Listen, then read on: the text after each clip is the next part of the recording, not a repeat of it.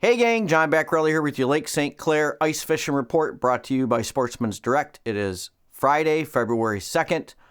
Fairly late in the evening for one of these reports, but I'm kind of glad I waited this long to do it, and I'll get to that once we get into the meat of the video tonight. Water temp at Belle Isle is 32, 33 degrees, so really not much has changed there. Water's still plenty cold. Very easy for it to make new ice right now if need be, and we need it. But let's talk first about, before we get into anything else, let's talk about ice safety. And this is probably one of the only times I'm going to use this word safe in the terminology of ice safety, because you guys are always calling and asking that question, right? Is the ice safe? And what do I always tell you? I always tell you there's no such thing as safe ice. At least that's from a third person's point of view, okay? Now, with that said, say hello to my little friend, as Al Pacino once said, right? And you guys have heard me talk about this before. This is the patented Speedy Spud, okay? This tells me whether the ice is safe in front of me or before I get on the ice when I'm on the shore. But this is what I trust. I have had this.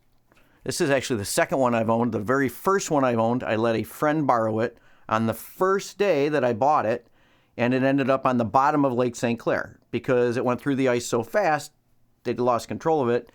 And so then I made him buy me a new one, and I've had the same one ever since, okay? So that's a little history. But what makes these spuds so special and why I constantly rave about them as opposed to any other spud that's on the market is the teeth, okay? It has these 3 teeth. They are very sharp on the edges.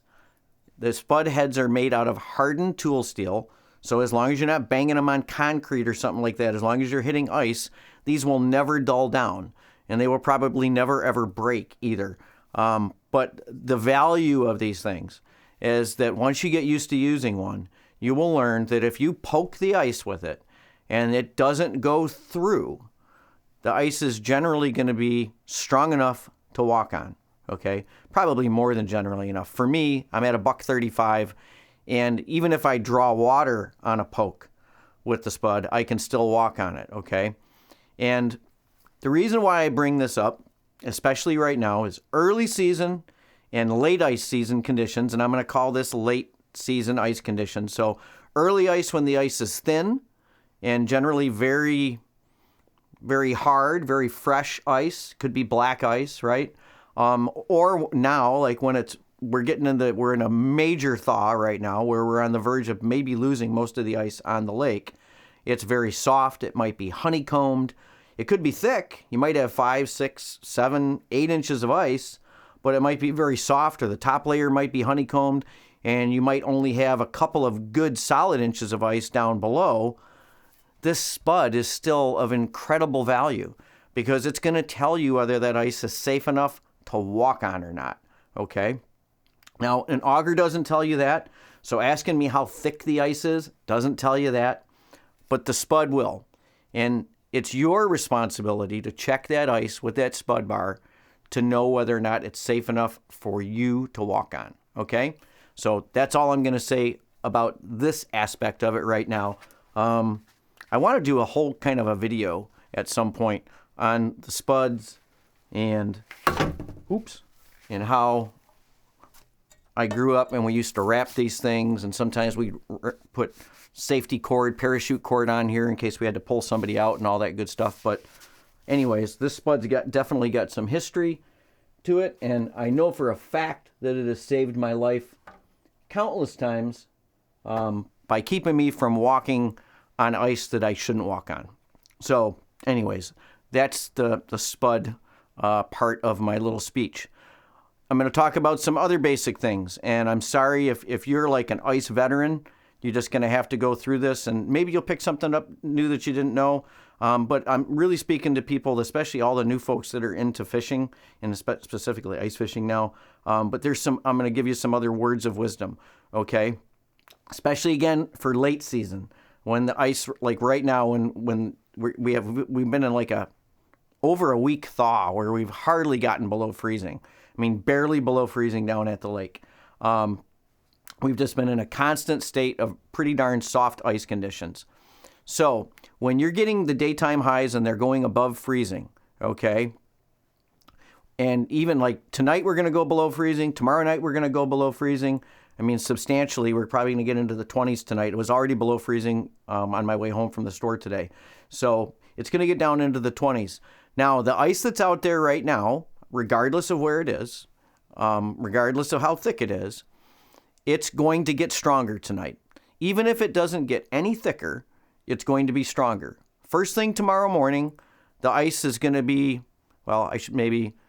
before it starts to thaw, the ice is going to be at its strongest point, okay? Which is probably going to be around sunrise time, or slightly thereafter, maybe 9 o'clock or so tomorrow morning. It'll be at like its maximum strength because it's going to be, it's stiffening up, all right?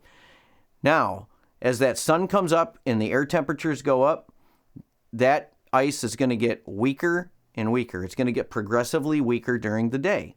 So the reason I'm bringing that up is for you guys that do decide to go on ice somewhere tomorrow, just know that when you check the ice, whether you're using a Speedy Spud or anything else, or even if you're not checking the ice with anything like that, but I suggest that you use something to check the ice, that ice is going to be weaker later in the day. So you have to factor that in, okay? So just because it's strong enough when you start out in the morning to walk on safely doesn't mean it's going to be strong enough when you're coming in, okay? And we used to call it the 10 o'clock rule. I still call it the 10 o'clock rule. But basically, this time of the year, what I will do personally is I will set the alarm clock on my phone. Now that we have fancy phones, right? It used to be on my watch, on the old Casio, right? I'd set an alarm for 10 o'clock. And that's a reminder for me that at 10 o'clock, it's time to get off the ice. It's time to start making my way back in.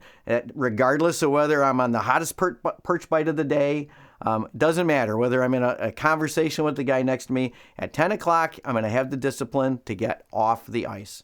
And for me, I know that's saved me a lot of stress over the years, right? Because as soon as that sun starts coming up, and we're going to have sunny conditions this weekend, okay, or at least we're supposed to, that sun is going to weaken that ice. And it's going to start to erode along the edges specifically, especially the south-facing shorelines are going to get hit with the sun even stronger, and they're going to get really weak. Or they're going to get to their weakest point. So anyways, key point here, ice is going to be strongest in the morning, going to be weakest in the afternoon. And plan accordingly, right? Ice near the shore, talking about the sun beating down on the shoreline. Shorelines can get beat up pretty bad, and if that's the way you got on and off the ice, going up on a seawall or someplace where you've got significant water depth right to the shoreline, that can make a big difference. You don't want to get surprised by that shoreline breaking down while you're out there on the ice enjoying yourself, right? And you come back in and it's like, oh my gosh, now what am I going to do? Some advice there, especially late season ice like this, take a board with you. Use a board. Maybe if it's a short enough board, take it out there with you so nobody moves it on you. Usually like a piece of 2x10 works really good, maybe 6 feet long. And then ideally put a rope on either end. Drill a hole in it and put like a 6-foot rope on either end. Why the rope? The rope is so that after you climb out, you can have that rope and you can pull that board back out with you, okay? Or after you've walked off of it, you can pull the board without getting down too close to it and pull it along with you. But take that board out there with you. I've talked about this before. Bring an extra bucket, a milk crate, a little step ladder if you're fishing in a marina or something, so that you can get down off of the dock, away from the edge, and get on and off the ice without bouncing or doing anything crazy, okay? So it's just more basic safety stuff. But if you don't think ahead on this stuff, you're not going to have not going to be prepared, and you're going to get into trouble because you're not going to want to go home. You're not, you're going to want to fish, so you're going to take extra chances that if you were prepared, you wouldn't have to do that. So know the wind forecast. That's another one, right? If you're fishing an open water area like Metro Beach, like the guys found out today, right? Know which way the wind is going to blow, how hard it's going to blow, and if that could potentially have an impact on the ice that you're on. On the big water like we have here on Lake St. Clair, the wind is a definite factor. Saginaw Bay, Lake Erie, any bigger body of water where the ice has open water, where it can leave the shoreline with you on it, you need to know the wind conditions. Now today the wind was offshore, but it wasn't at one of the worst angles I've seen it. But because of what happened earlier in the week, with them pulling that Argo that sank out there on the lake with those airboats, they busted up all that ice to the south, and it gave that ice out there off the beach a really good pivot point and basically broke it free from what the angle that it was at normally probably wouldn't have broke free, but it did. And a couple of guys got stranded out there and they had to get rescued today. So if it is going to be an iffy wind condition, okay, and I've fished in crazy iffy wind conditions, especially out there off of Metro Beach.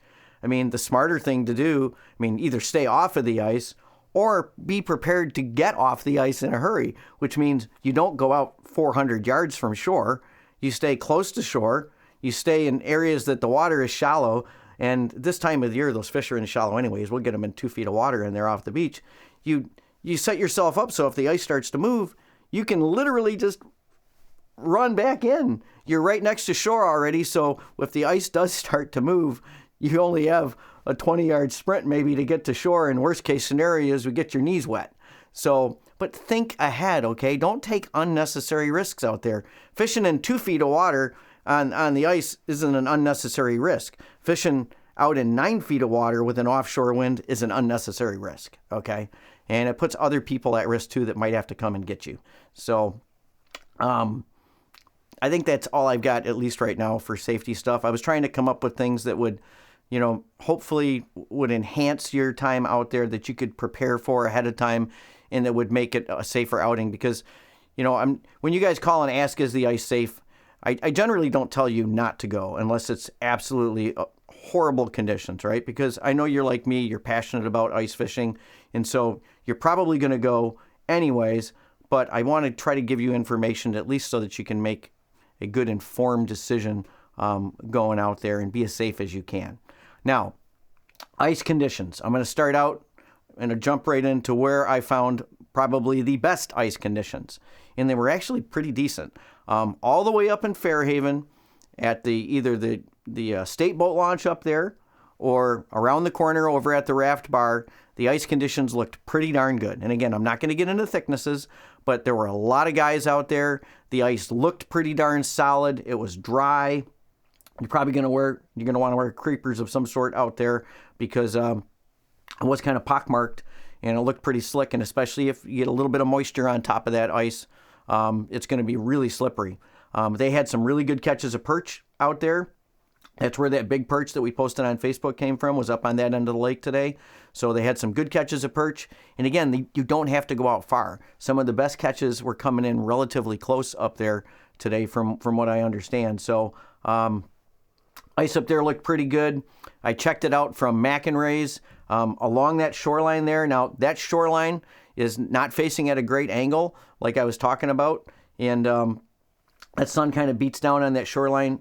What did I say? Did I say McInray's? Bobby Mack's, I meant to say. Sorry. The view from Bobby Mack's, looking down along that shoreline right there, it was getting pretty beat up already. There was water along the edge. It wasn't receded really far, but you could definitely see down. It wasn't tight next to the seawall. So, but that ice up there really doesn't have a lot of room to move. Not like that ice down at Metro does. Okay. And until you get up by where the North Channel comes in, there's really not much current affecting it. So it's fairly secure in there between Bobby Mack's and the raft. So unless you had a really crazy offshore wind there, that should be pretty stable ice up there. So if you want my pick for probably one of the most and again, I'm not going to use the term safe, but probably some of the best ice that I saw in my travels today would definitely be up there on Fairhaven, okay? There's fairly limited parking up there, so, keep that in mind as well as far as what time you're going to try to head up there if you're going to go up there.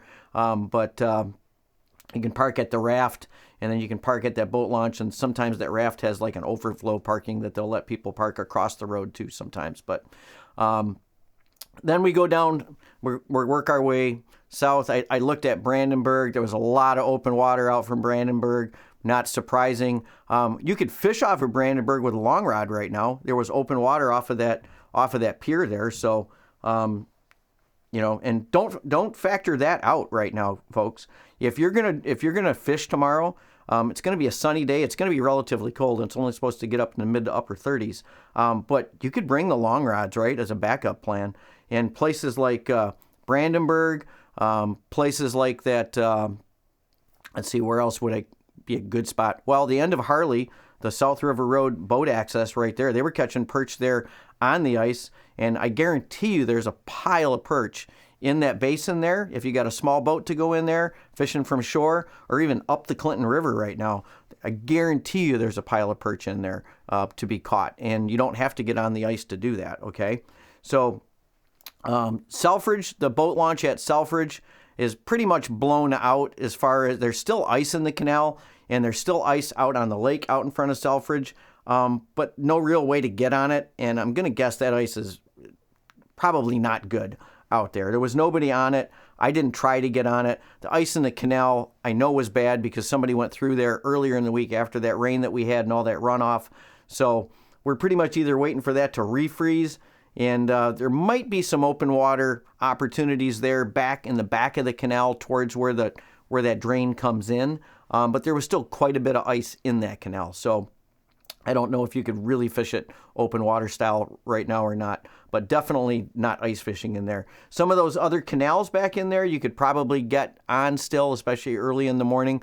But again, you're going to have to use your own judgment as far as that goes. You're going to have to access them off of that one corner on the north side or by some other means. Coming back down further south, I talked about Harley already. That's all open in there. I didn't go down there and take any pictures or anything. That's all open. I definitely wouldn't try to do anything other than boat access down there or shore fishing access. Coming back down now to the Metro Park area, there's still some areas in the Metro Park that I know guys have been on still. Didn't see anybody on the marsh. I think it's getting really hard now to get on that marsh. It's really pulled away from the shore there and off of the kayak launches that are in there. But the basins there at the marsh, I didn't get on the basin there, but I did check the ice right next to the edge, and I could have got on it, but I was the only person down there, and I was not feeling like I wanted to, take a chance. It was late in the day when I was checking, so I don't want to break all my own rules, right? Go out on the ice at 3 o'clock in the afternoon or 4 o'clock in the afternoon when it's at its softest. But first thing in the morning, I think I could get on it without any trouble in there. But remember, I'm a $135, so if you're 255, the rules are going to be different for you. But there are some areas in there you could probably still get on it. I heard that there was somebody over at Crocker that was on the canal there. So, but I also heard somebody fell through there too. So, don't know the details about all that. But again, ice is going to be much firmer in the morning. You'll be able to do things in the morning that you can't get away with in the afternoon. So, but again, check the ice before you get on it for sure. There's probably some other canals and marinas. Some of you guys I know have got access to places.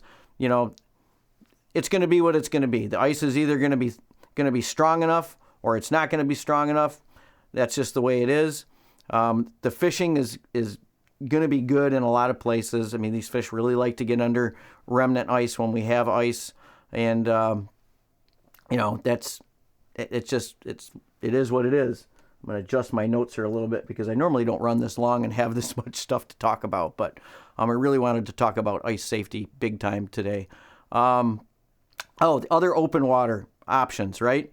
Spillway, the flow on the spillway should be down substantially now, and there should be a ton of fish in the spillway right now. There should be perch in there. There should be walleye in there. I was talking about the Clinton River. I mean, technically the spillway is part of the Clinton River. So, I mean, there should be fish in there. And the water clarity down on the Clinton River side didn't look too bad. So I'm going to guess that the spillway is not horrible right now as well. At least there's not 100-foot trees coming down it right now like there was, like a week ago when we had all that rain. Now, I'm going to talk a little bit about, let me talk about the fish that came in this week. We've had some really nice fish come in. We've had a new big bluegill or new big pumpkin seed that came in that bluegill pumpkin seed category. We had a really big rock bass that came in, over a pound finally. And we also had another really big perch come in for the cash perch contest. So everything is over a pound, well over a pound now in the cash perch contest. So we've had some really nice fish come in the last week.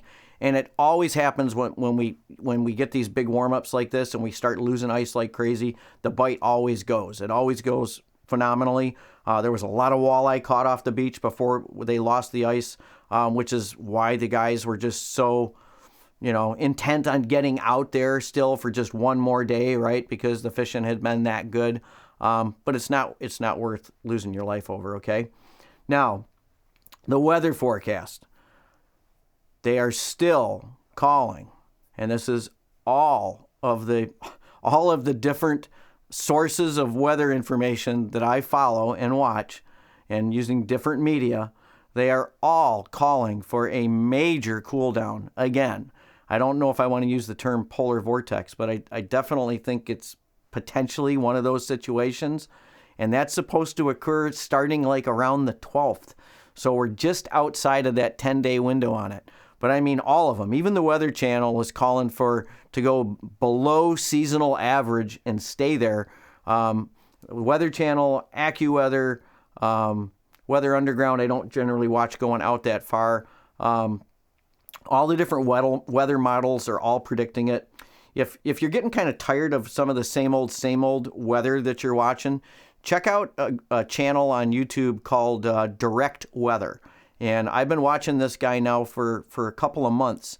And what I like about what he does with the weather, as opposed to just looking at, like I put up all the time, and we just put them up, all the different, forecasts the day by day, right?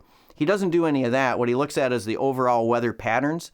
And he looks at the various weather models that all of these other forecasters are using. And he goes through and he explains them to you. And then he tells you why maybe this one he thinks is off a little bit, or why it's going to be something like in between. The odds are that it's going to do X, Y, or Z, and I really like that because number one, I'm just kind of a analytic type person anyway, so I like to be just given the data so that I can see for myself. But I really like the fact that he shows you all the various ones, which tells you if they're all in agreement. Generally, it means that that's probably the way it's going to go. But if one is saying it's going to do this and one is saying it's going to do that, it really tells you that it's kind of up in the air. So I really like that. So check it out, Direct Weather, on YouTube, and I think you'll like it, especially if you're an analytic type person like I am.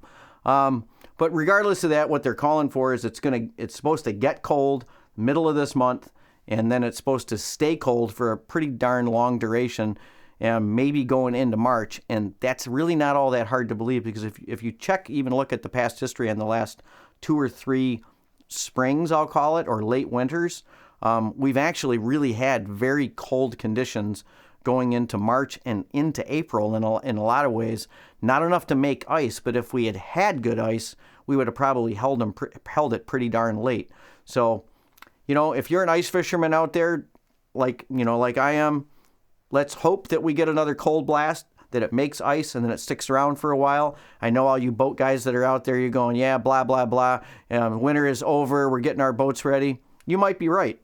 But, it is just the first week of February. So we can still have hope that we're going to get ice back and that we're going to be able to get back out there on Lake St. Clair and enjoy some really good ice conditions, better than what we have now. But there are still some options out there. So grab that spud bar, okay? Check the ice before you get out on it. And if you do, enjoy your time out there this weekend. Hey gang, if you like our content, hit the little subscribe button and the bell icon and you'll be notified as soon as we put out new stuff.